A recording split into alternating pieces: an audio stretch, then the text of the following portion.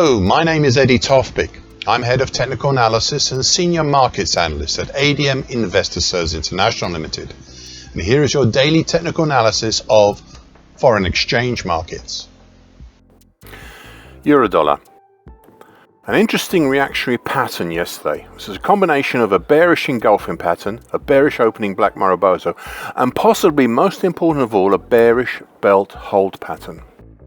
Now, belt hold patterns are one of the more successful of all these patterns, with a success rate of nearly 7 out of 10 times that they occur. It also ties in with the overhead resistance that we have been testing both last week and this, formed from the significant combination of the 50% Fibonacci line of the January 21 to September 22 move, currently at 109.44, and the very shallow dark blue neckline of the July 17 to November 18 head and shoulders pattern, also currently at 109.44.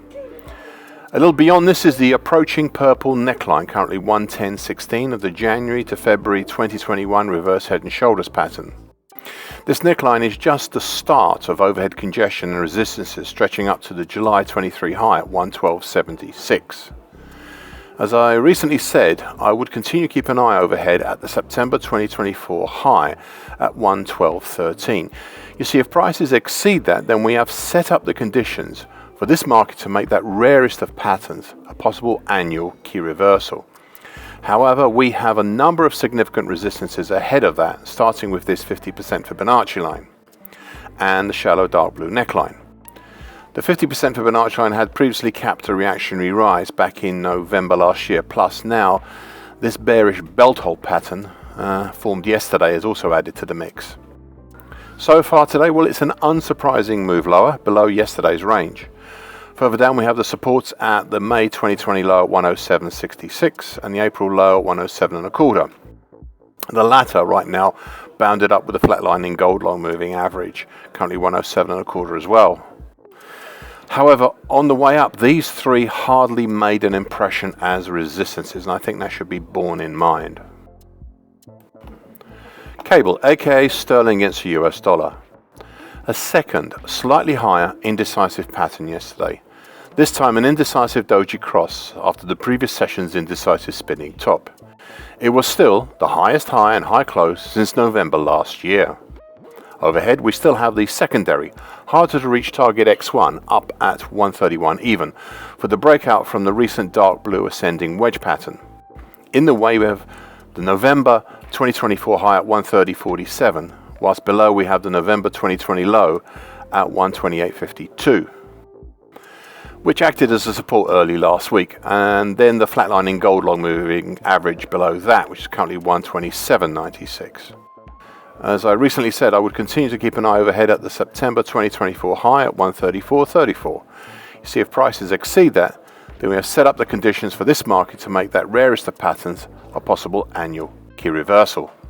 However, we have a number of significant resistances ahead of that, starting with the low of December at 2020 and the high of July 2023 at 131.33 and 131.44 respectively.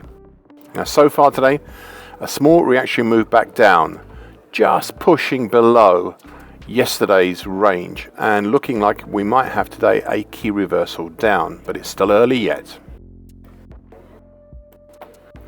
US dollar against the Japanese yen. A key reversal down and bearish engulfing pattern yesterday, if only just on the latter, which wasn't that surprising given the previous session was an indecisive doji cross. Prices once again pierced the immediate overhead resistance, the 50% Fibonacci line, the July 23 to July 24 move at 149.61, but failed once more to close over it. Beyond this, we next have the 50% Fibonacci line, the one for the whole of 2024 at 150.76. Overall, the market is countering some of the more recent bearish patterns whilst remaining within the larger one, the big picture bearish item, and that is the bright red July 24 to January 25 bearish Andrews pitchfork.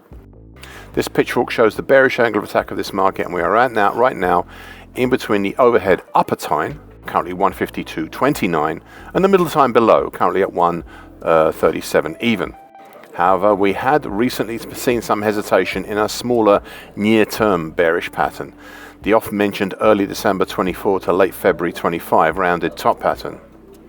We have formed the rounded top itself and started the exploitation of the downside, but we had started hesitating. Now the primary target area for this pattern has already been reached, but the secondary, much harder to reach potential, in this case much harder to reach potential, is down in the 138.40 zone. Now I've taken the decision for now not to assign it as a target because, after all, it is so far down below the 2024 low in September. It would bring up all sorts of questions if that happened. The primary one would be, would we form a very rare annual key reversal down here? In the meantime, we have another more immediate pattern here, highlighted in pink on my daily chart, an early February to date descending wedge pattern, currently 144.92 to 147.70. This pattern had been the recent driver lower and helped the rounded top reach its primary target. However, this past Monday we had a first close above the upper trend line of this pattern, which has since seen some exploitation. Thus, I have laid out some potentials for this break higher out of the descending wedge pattern, of a primary target X in the 153.59 area, and the secondary, harder to reach target X1 up in the 156.68 area. Both of these targets are outside the bright red bearish Andrews pitchfork, and may raise question as to whether or not to finesse the bright red bearish Andrews pitchfork into a shallower bearish shift pitchfork. But that would be passé if prices turn lower again. So far today, a dip below the lesser Fibonacci line at 148.68, but only to the next lesser Fibonacci line at 148.11 before a pull back up. And right now we're looking at today being an indecisive doji cross right now, possibly with aspirations to be a butterfly doji, but it's early yet. US dollar against the CNH, the offshore Chinese yuan. A second consecutive indecisive spinning top yesterday, this time with a long tongue on it. Below we still have the flatlining gold long moving average, currently 721.93, and a lesser Fibonacci line at 721.80. Overall, we are still within the January to March 2025 descending wedge pattern, currently 721.10 to 727.48, though I think the gold long moving average may be standing in as a proxy for the lower trend line. We're also still well within the breach, now seemingly repaired, late December 24 to late January 25 bearish Andrews pitchfork, in between the overhead upper time, currently at 725.23, remember that level, it'll be important today, and the middle time below, currently at 717.76. This bright green bearish Andrews pitchfork is, along with the descending wedge pattern, the current showrunners of the market, and thus still puts at risk below the gold long moving averages, as well as the May 2020 high at 719.64, and even the bright green middle time. Overall, there continues to be the possibility of looking at the whole late November 2024 today action as a possible double top, even Adam type. On this pattern, I would continue watching very carefully the market's actions and response on any approach to the gold long moving average below. Now, so far today, interesting move, a strong move higher right now, moving up towards testing the bright green upper time. And I would have no hesitation in turning that into a shallow bearish shift pitchfork if needed. US dollar against the Brazilian real. A fourth bearish black crow yesterday, moving down under the previous session's indecisive spinning top pattern. The market made a new low, one not seen since October last year.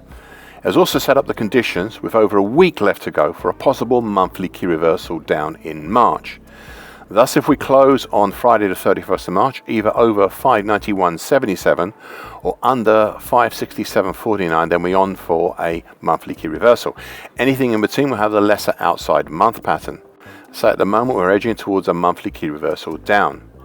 However, the more immediate actions have been this week's exploitation and move down below both the bright red May 24 to March 25 uptrend, currently at 579.58, and the now flatlining gold long moving average, currently 573.40.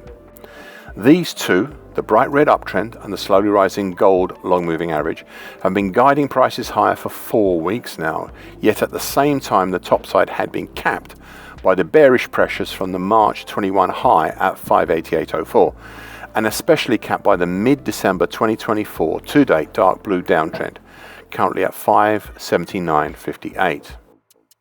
Now looking below, we saw prices pierce but end up closing right on yesterday, the lesser 38.2% Fibonacci line at 565.07, which is the gateway to congestion from June to October last year between roughly 565.07 down to the flatlining purple neckline of the June to September last year head and shoulders continuation pattern at 540.47.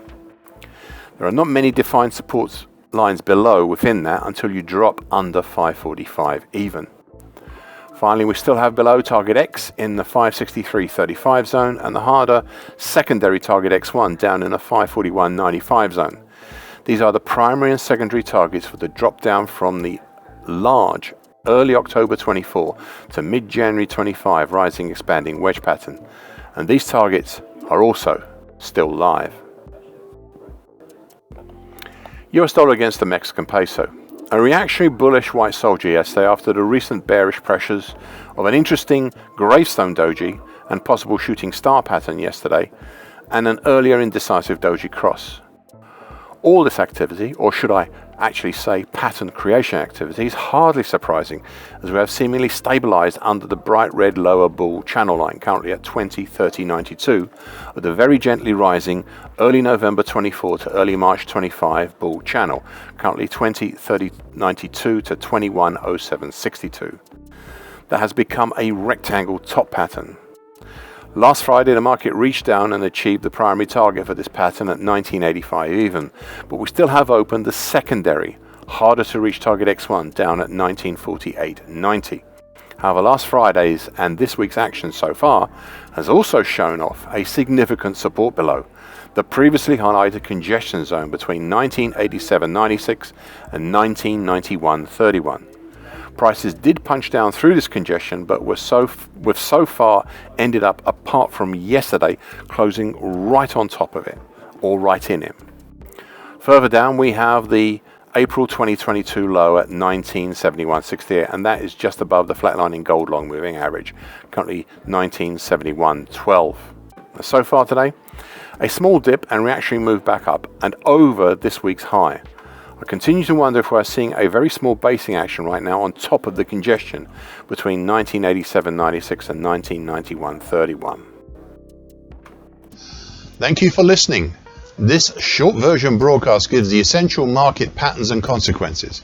Please be aware of the risk disclaimer posted both at the front and at the back of this broadcast.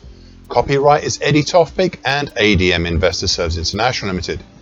And here comes the final important bit.